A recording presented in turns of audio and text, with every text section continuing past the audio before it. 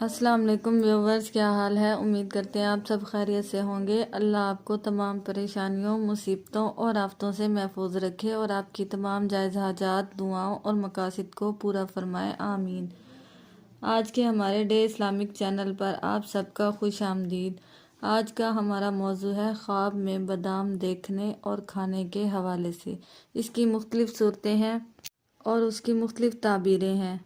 حضرت ابن سیرین رحمۃ اللہ علیہ فرماتے ہیں کہ خواب میں بادام کو دیکھنا اور کھانا روزی اور نعمت ملنے کی دلیل ہے۔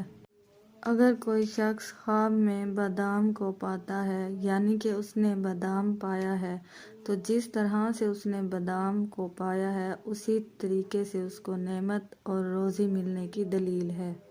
اور بعض ماہرین تعبیر بیان کرتے ہیں کہ خواب میں بادام کو دیکھنا، اس کی تعبیر علم ہے اور بیماری سے شفا یاب ہونا ہے۔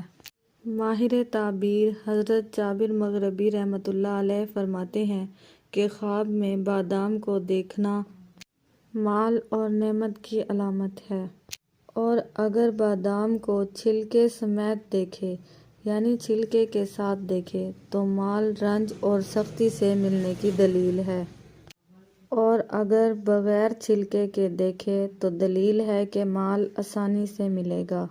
خواب میں سبز بادام دیکھنا بیماری سے شفا یاب ہونے اور گم شدہ مال ملنے کی دلیل ہے۔ خواب میں کڑوے بادام دیکھنا حق بات پر دلیل کرتا ہے۔ خواب میں بادام کی گری دیکھنا خیر اور نعمت پر دلیل ہے۔ اگر آپ کو ہماری ویڈیو پسند آتی ہے تو اس کو لائک کریں اور صدقہ جاریہ سمجھ کر دوسروں کے ساتھ شیئر کریں۔